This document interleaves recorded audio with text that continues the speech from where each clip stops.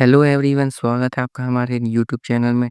तो आइए आज हम देखने वाले हैं अपने हिंदी गद्य खंड का चैप्टर 3, जिसका नाम है भारतीय संस्कृति। और इसके लेखक की आज हम जीवन परिचय देखने वाले हैं। तो आइए आज हम डॉक्टर राजेंद्र प्रसाद जी का जीवन परिचय देखने वाले हैं। तो चलिए स्टार्ट करते हैं। तो सबसे पहले आपको संस्मरणीय तथ्य लिखना है और आपको इसी प्रकार से जन्म स्थान शिक्षा अन्य बातें साहित्य सेवा भाषा मृत्यु इसी प्रकार से आपको लिखना है। तो इनका जन्म 1884 ईस्वी में हुआ था। इनका जन्म स्थान जीरादई छपरा बिहार के एक नामक स्थान पे हुए। इनकी शिक्षा MA ML सदैव प्रथम स्थान पे थे। इनकी कुछ बातें इस प्रकार हैं। अध्यापक वकील देश सेवा में थे ये। इनकी साहित्य सेवा निबंधकार आत्मकथा के लेखक में भाषा सदर भाषा थी। इनकी मृत्यु 28 फरवरी 1963 ईस्वी में हुई थी। मोस्ट इम्पॉर्टेंट जीवन परिचय है आपके बोर्ड एग्जाम में आने के लिए। तो आप डॉक्टर राजेंद्र प्रसाद जी का जीवन परिचय याद करके जाइएगा एग्जाम में। यह आपको 100% देखने को मिलेगा। तो आइए देखते हैं जीवन परिचय डॉक्टर राजेंद्र प्रसाद जी का कि आपको किसी प्रकार से ऐसे में लिखना है। तो आइए चलिए देखते हैं। देश रत्न डॉक्टर राजेंद्र प्रसाद का जन्म बिहार राज्य के छपरा जिले के जीरादई नामक ग्राम में हुआ था। इनका जन्म 3 दिसंबर 1884 ईस्वी में हुआ था। अपने इंटरेस्ट और MA तक फारसी पढ़ी। कोलकाता विश्वविद्यालय से इन्होंने MA और ML की परीक्षा उत्तीर्ण की।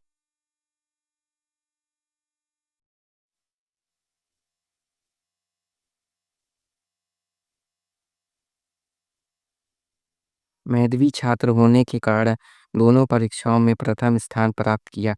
मुजफ्फरपुर में कुछ दिनों तक एक कॉलेज में अध्यापक करने के पश्चात इन्होंने 1920 ईस्वी तक कोलकाता तथा पटना हाईकोर्ट में वकालत की। बाद में महात्मा गांधी के विचारों से प्रभावित होने के कारण 1920 ईस्वी में वकालत छोड़कर पूर्णतः देश सेवा में लग गए। हिंदी के प्रति इनका सहन बचपन से ही था। हिंदी के प्रचार और प्रसार के लिए प्रारंभ में ही प्रयत्नशील रहे। इनका संबंध हिंदी साहित्य सम्मेलन प्रयाग काशी नगरी प्राचीन सभा हिंदुस्तानी प्रचार सभा आदि कई स्थानों से बराबर रहा। इन्हीं के प्रेरणा से हिंदी साहित्य का इतिहास लिखने की योजना बनी।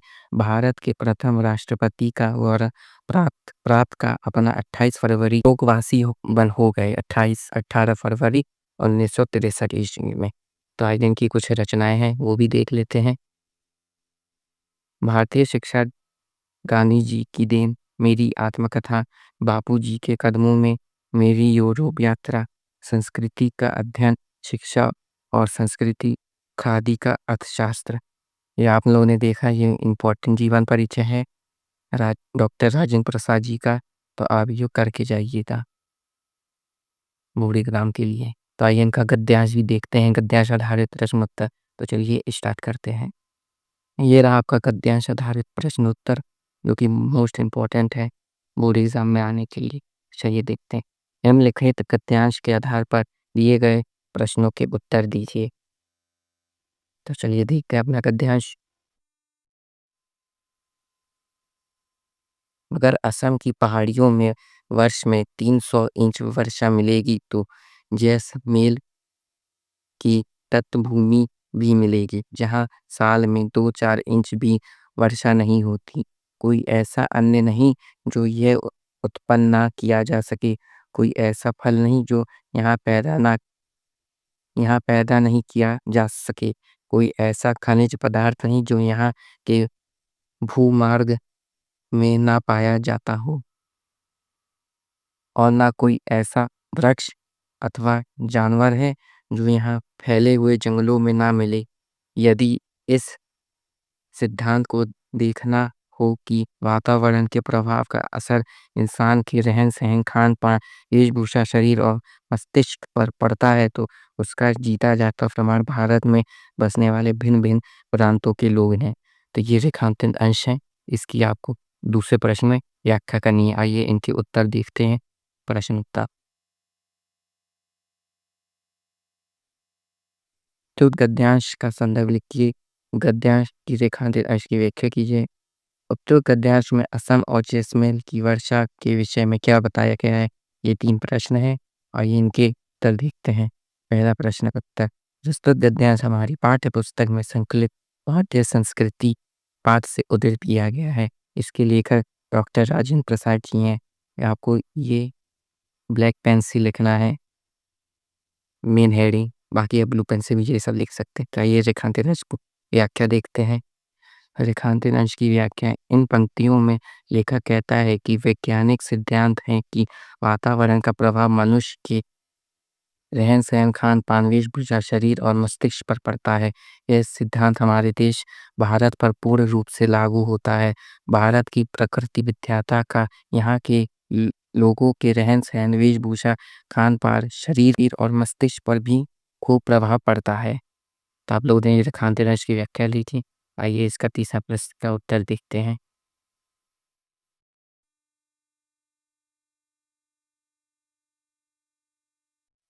गद्यांश में असम और जैसलमेर की वर्षा के विषय में बताया गया है कि असम की पहाड़ियों में वर्षा में 300 इंच वर्षा मिलेगी, किंतु जैसलमेर की तटभूमि में साल में 2-4 इंच की वर्षा मिलेगी।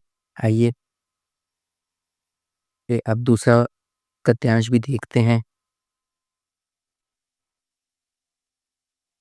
जो कि भी मोस्ट इम्पोर्टेंट है। आपको किसी न किसी सेट में देखने को मिल ही जाएगा ये भी दूसरा गद्यांश। तो चलिए वो भी देखते हैं।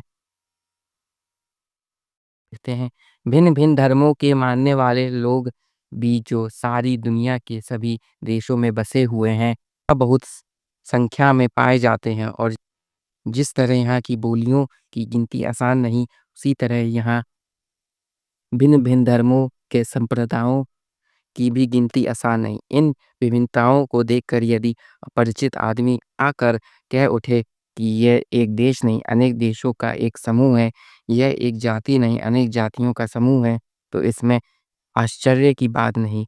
आपने ये गद्यांश देखा, इसका ये कहने का अर्थ है कि यहाँ भिन्न-भिन्न धर्मों में मानने वाले सारी दुनिया सभी देशों में बसी हुई हैं। विभिन्नताओं को देखकर यदि अपरिचित आदमी जो घबरा कर उठ कह सके कि ये देश नहीं, ये देश का समूह है और समूह और क्या कहते हैं, ये एक जाति नहीं, अनेक जातियों का समूह है। तो आइए इनके 3 प्रश्न बनते हैं, वो भी देख लेते हैं। पहला, दूसरा प्रश्न आपका सेम रहेगा। तो गद्यांश का संदर्भ लिखिए, रेखांकित अंश की व्याख्या करना है आपको पहले और दूसरे प्रश्न में। और गद्यांश में भारत की बोलियों एवं संप्रदायों का संबंध में क्या बताया गया है, इसका आपको उत्तर देना है। तो आइए देख लेते हैं इनके उत्तर भी।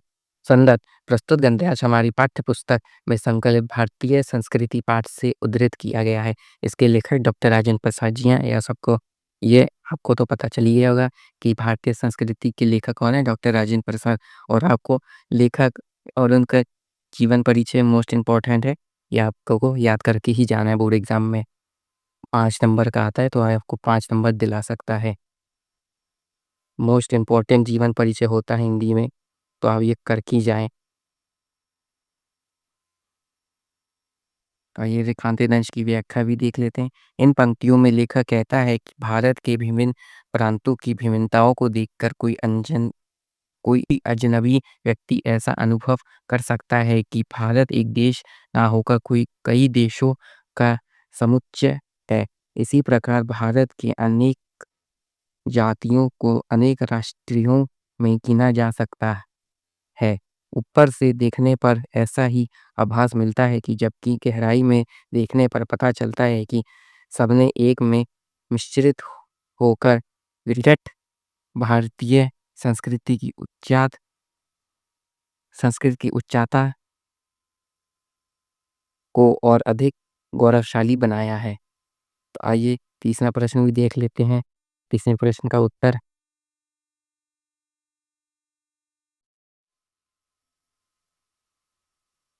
प्रस्तुत गद्यांश में भारत की बोलियों एवं संप्रदायों के संबंध में बताया गया है कि यह एक बोलियों की गिनती आसान नहीं है। उसी तरह यहाँ के भिन्न-भिन्न संप्रदायों की भी गिनती सरल नहीं है।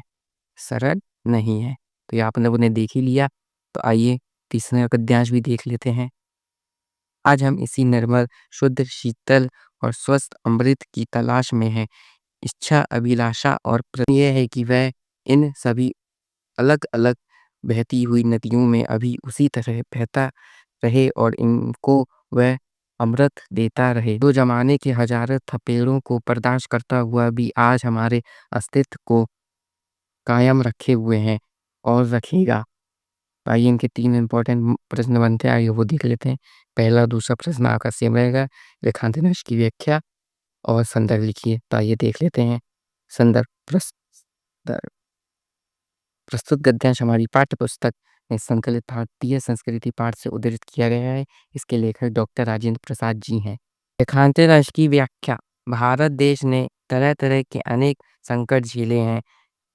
तथापि भारतीय संस्कृति की विभिन्नता में एकता एक ऐसा तत्व है जो आज तक मिटाया नहीं जा सका। न जाने कितने बार इस देश पर बरसी लोगों द्वारा आक्रमण किए गए और अनगिनत बार यह देश आक्रमणियों की धर्मता का शिकार हुआ, किंतु यह एक तत्व भारतीय संस्कृति का अमृत तत्व है। यह अमृत तत्व आज भी हमारे अस्तित्व को कामयाब रखे हुए और भविष्य में कामयाब रखेगा भी।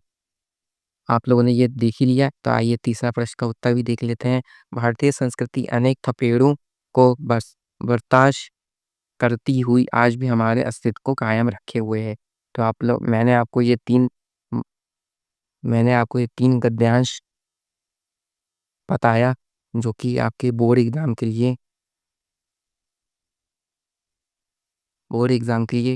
Most important